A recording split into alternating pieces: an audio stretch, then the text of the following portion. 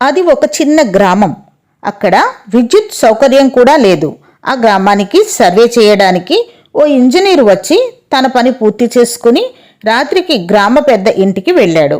రాత్రి భోజనం చేసిన తర్వాత ఆ ఇంజనీరు తన బ్యాగు నుండి 2 కొవ్వొత్తులు తీసి వెలిగించి లెక్కలు వ్రాసుకున్నాడు. తరువాత ఆ కొవ్వొత్తులు ఆర్పి మరో 2 కొవ్వొత్తులు బ్యాగు నుండి తీసి వెలిగించి పుస్తకం చదవసాగాడు. అది గమనిస్తున్న గ్రామ పెద్ద, అయ్యా, ముందు వెలిగించిన కొవ్వొత్తుల వెలుగులోనే ఈ పుస్తకం కూడా చదవచ్చు కదా, దాన్ని ఆర్పి వేరే దాన్ని ఎందుకు వెలిగించారు అని అడిగాడు.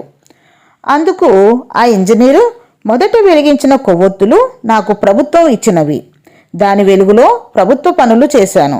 ఇప్పుడు నా ఆనందం కొరకు నా సొంత కొవ్వొత్తులు వెలిగించి చదువుతున్నాను అన్నాడు. ప్రభుత్వ సొమ్ము కాజేయాలని చూసేవారు ఎక్కువగా ఉంటారు. కానీ ఇతనెంత నిజాయితీగా ఉన్నాడని ఆ ఇంజనీర్ వంక అలాగే చూస్తూ ఉండిపోయాడు ఆ గ్రామ పెద్ద. ఇంతకీ ఆ ఇంజనీర్ ఎవరో తెలుసా? ఆయనే మన మోక్షగుండం విశ్వేశ్వరయ్య గారు. ఒక అత్యున్నత గొప్ప భారతీయ ఇంజనీరు. ఆయన పుట్టినరోజు అయిన సెప్టెంబర్ 15న దేశవ్యాప్తంగా ఇంజనీర్స్ డేగా జరుపుకుంటారు.